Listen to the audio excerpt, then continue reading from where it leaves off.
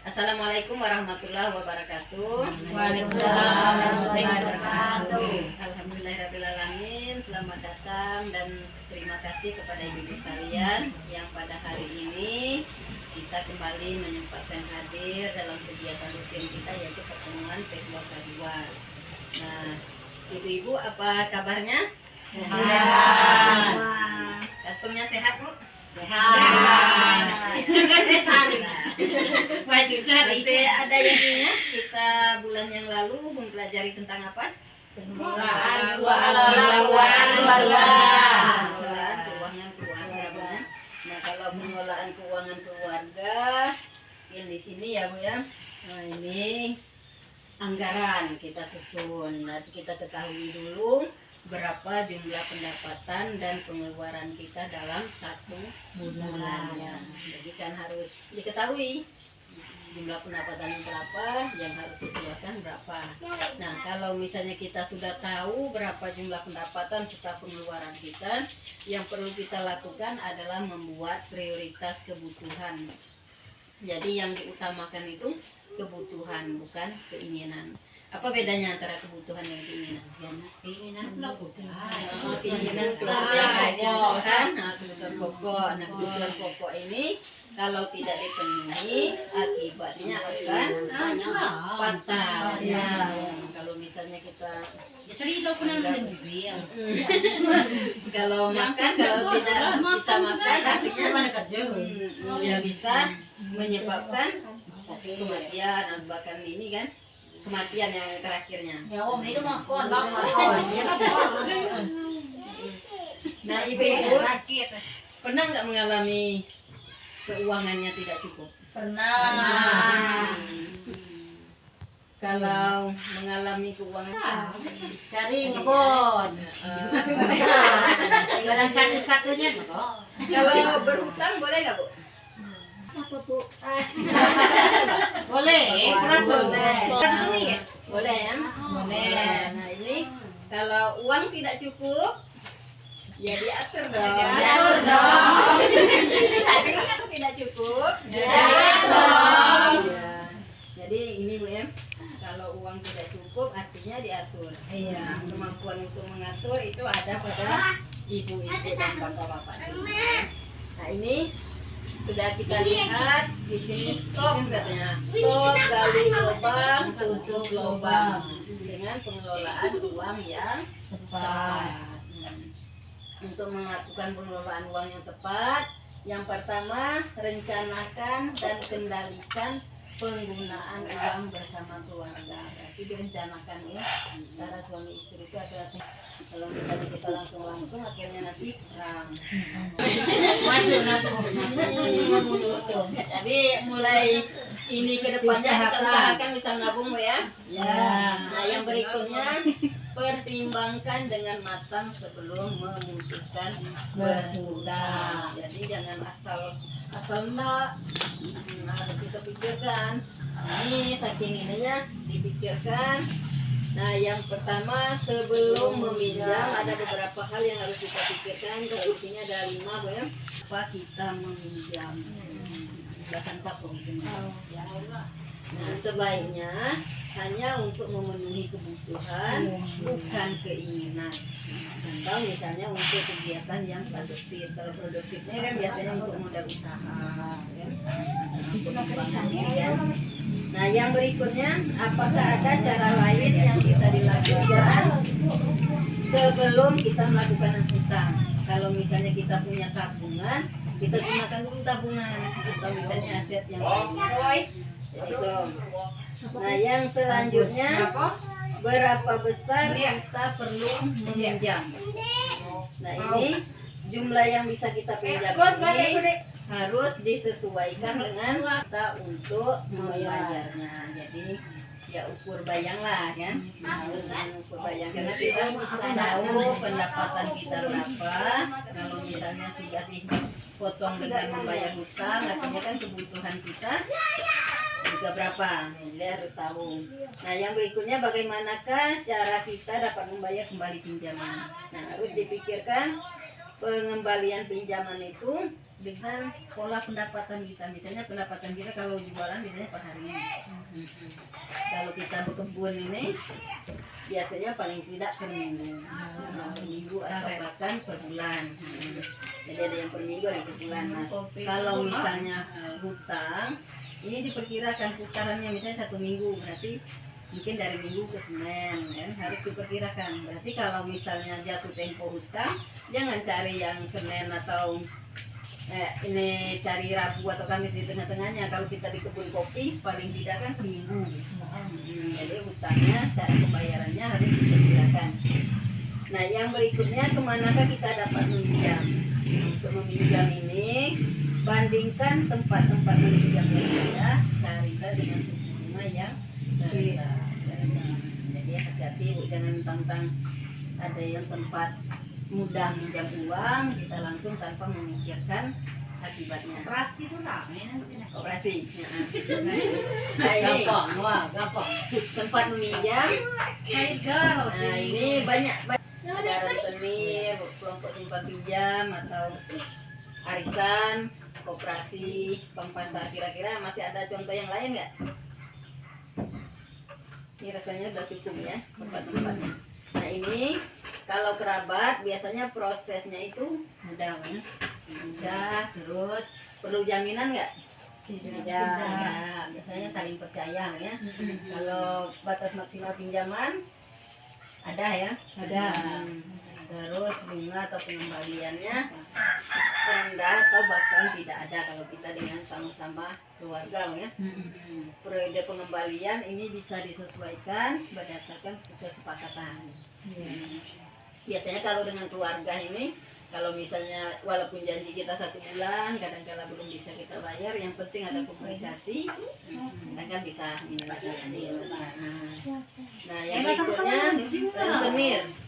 Nah, rentenir ini banyak sekali kita jumpai di pasar nih, biasanya keliling ya. Ini prosesnya cepat, mudah. Terus tidak juga harus ada jaminan. Ada batasan tidak, berapa yang kita mau ada. Tinggal kita kan mikir karena harus dikembalikan yang namanya utang kan. Nah, sementara untuk bunganya tinggi sekali biasanya kalau dengan rentenir. Sudah pengembalian ini tidak bisa disesuaikan ya. Biasanya rentenir menetapkan waktunya sendiri. Jadi kalau dia per hari kita misalnya belum bisa bayar sehari, itu terus ditagih biasanya. Ya, yang berikutnya kelompok simpan pinjam, PKK atau arisan. Misalnya ada arisan, ini prosesnya kan mudah. Cuman biasanya kalau arisan dia kan sistem kocok biasanya. Jadi keberuntungan juga ya. Jaminan perlu tidak Bu kalau arisan? Tidak. Ada batasnya? Ada berdasarkan kesepakatan berapa kan? Terus untuk suku bunganya cenderung rendah bahkan hampir tidak ada ya, karena kita perputaran tidak ada bunga. Nah untuk periode pengembalian ini disesuaikan berdasarkan kesepakatan misalnya per minggu atau per bulan kita ikut arisannya. Nah selanjutnya koperasi simpan pinjam ini prosesnya sudah agak cenderung rumit karena ada persyaratan yang harus kita isi atau kita lengkapi. Terus jaminan biasanya perlu, biasanya kalau kooperasinya. Terus ada batas maksimal, ya karena berdasarkan hasil survei, biasanya seperti itu. Nah untuk bunga kalau di tingkat kooperasi ini masih bisa dikatakan cenderung rendah. Kalau periode pengembalian ini harus sesuai dengan ketentuan, ya ada peraturannya biasanya. Kalau misalnya per 2 minggu atau per sebulan gitu kan, tergantung ininya kesepakatan dari awalnya. Nah, berikutnya bank pasar. Ini kalau bank biasanya agak rumit Bu. Iya. Kadang sudah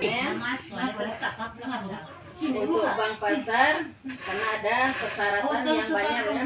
Biasanya perlu agunan atau jaminan. Kemudian ada batas maksimal karena ini juga berdasarkan hasil survei. Bunga biasanya agak tinggi.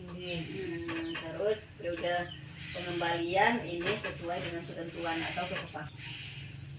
Nah lanjut dikit lagi. Nah ini Ibu-ibu sekalian, mengapa harus menabung? Kita buka akunnya. Mengapa harus menabung? Ini seperti cerita jangkrik dan semut ini, Bu. Nah, ini kalau jangkrik ini apa, Bu? Malas. Malas. Ibu malas, kamu semut nih terus. Ini terus. Kan semut terus ya. Nah, semut hari ini cerah. Buat apa kalian malah bekerja keras, kata jangkrik. Hai jangkrik, kata semut. Kami berjaga-jaga untuk musim hujan. Jadi siap-siap dia kan nanti itu bakal ada musim hujan kan. Nah, terus ini sampai kapan kata jangkrik terus yang ini. Ini kan semut kan. Baca istirahat, ini malas-malasan gitu kan. Ya dijawab semua walau sedikit lama-lama jadi dikit. Karena dikit yang kebaca semua. Lagi maju tadi. Nah ini kalau semut terus bekerja, kalau jangkrik tidur. Semua makan. Dan semut tadi lo memperingatkan jangkrik kan. Karena dia bersiap-siap kalau misalnya nanti musim hujan. Nah, ketika musim hujan tiba, jangkrik mulai Kedinginan. gigil, kedinginan, lapar. Lapar. Terus semut aku lapar katanya, boleh minta makanan katanya. Semut terus nyam banyak makannya kan. Cuman masih baik pula semut nih tadi. Jangkrik katanya ini makananmu katanya. Untukmu kata semut kan, untuk ngasih jangkrik. Jadi jangkriknya sangat berterima kasih. Terima kasih semut, aku janji akan rajin menabung makanan. Nah, ini cerita ini ibu sekalian bisa kita jadikan sebagai motivasi. Nabung dikit-dikit lama-lama jadi bukti. Nabung dikit-dikit, banyak.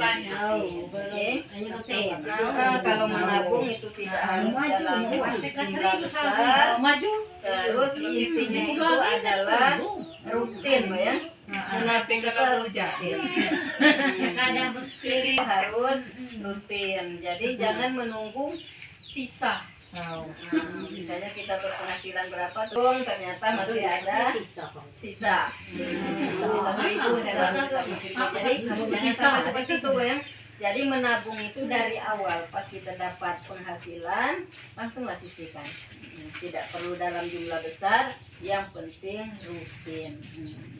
Jadi ibu-ibu bisa membayangkan misalnya dalam satu hari Rp1.000, kalau 1 bulan 30.000.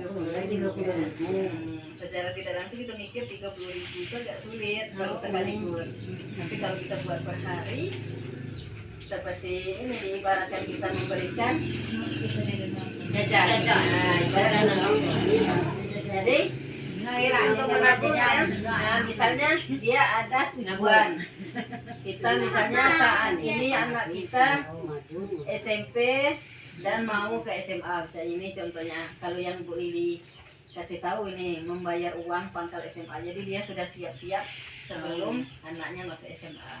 Nah, jumlah kebutuhan dia perkirakan uang masuknya sekitar 400. Nah, lama menabung karena anaknya masih kelas 2, jadi dia bersiapkan selama 2 tahun, berarti 24 bulan ya. Nah, jumlah yang ditabung berarti 2.400.000 ini dibagi 24 bulan. Jadi berarti dalam 1 bulannya dia harus menabung 100.000. Nah, kalau 100.000 kita bagi per hari, 3.000-nya, anggaplah misalnya 3.500 kita harus menabung setiap hari. Nah, kalau ini di jauh-jauh hari sudah dilaksanakan, pas hari H anak mau masuk SMA, ini sudah kumpul. Jadi tidak susah-susah lagi ya. Banyak ketemuan. Nah, ini tips untuk menabung dengan sukses. Pertama, menabung penting untuk berjaga-jaga dan mencapai tujuan tertentu. Nah, menabung tidak harus dalam jumlah banyak, asalkan disiplin. Buat rencana menabung untuk mencapai tujuan. Menabung harus disisihkan di awal, bukan menunggu ada sisa pengeluaran. Selain itu kita juga ada cara ibu sekalian, misalnya seperti ini, kita sistem amplop. Nah, misalnya kan mau tidak mau listrik harus dibayar setiap bulan. Misalnya kita tahu listrik ini dalam 1 bulan misalnya 100 ribu. Nah, berarti kita pikiran janganlah diambil 30 hari 1 bulan itu. Karena kita kan masih ada harus istirahat kan. Jadi kita pikirkan kita anggap 20 hari lah dalam 1 bulan. Nah, dalam 20 hari itu sudah harus terkumpul. Nah, jadi dibagi aja 100 ribu bagi 20 hari. Berarti dalam sehari terus 20 hari di 100 ribu dibagi 20 hari. Listrik berarti dalam sehari harus dimasukkan uang 5.000. Nggak upload listrik. Listrik. Kami 140 ayo. Nah, biasanya itu guys itu 5.000. Kalau misalnya kita pendapatannya per hari berarti kita isinya per hari.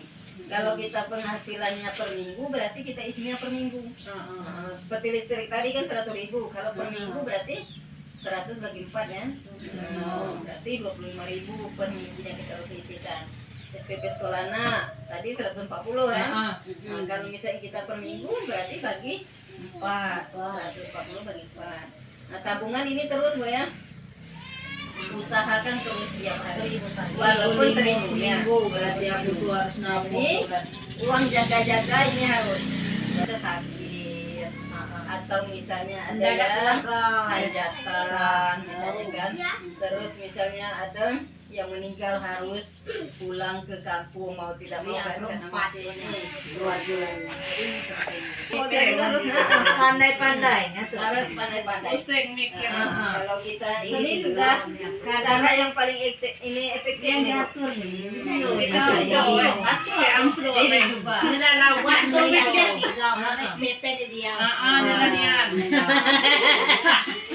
Nah, jadi itu ibu-ibu sekalian dalam sesi ini kita sangat berharap setelah mempelajari ini ibu-ibu akan bisa memahami cara cermat meminjam dan menabung. Jadi ibu-ibu diharapkan memiliki keterampilan ya untuk ini mengerti tempat pinjam kan, terus memperkirakan kenapa harus meminjam kalau tidak terlalu mendesak usahakan hindari berhutang. Cuman kalau sudah menjadi kebutuhan ya mau tidak mau lagi kita memikirkan solusinya. Mungkin itu ibu-ibu sekalian yang dapat kami sampaikan. Lebih kurangnya mohon maaf. Kita akhiri dengan sama-sama melapaskan napas hamdalah. Alhamdulillah. Assalamualaikum warahmatullahi wabarakatuh. Waalaikumsalam warahmatullahi wabarakatuh.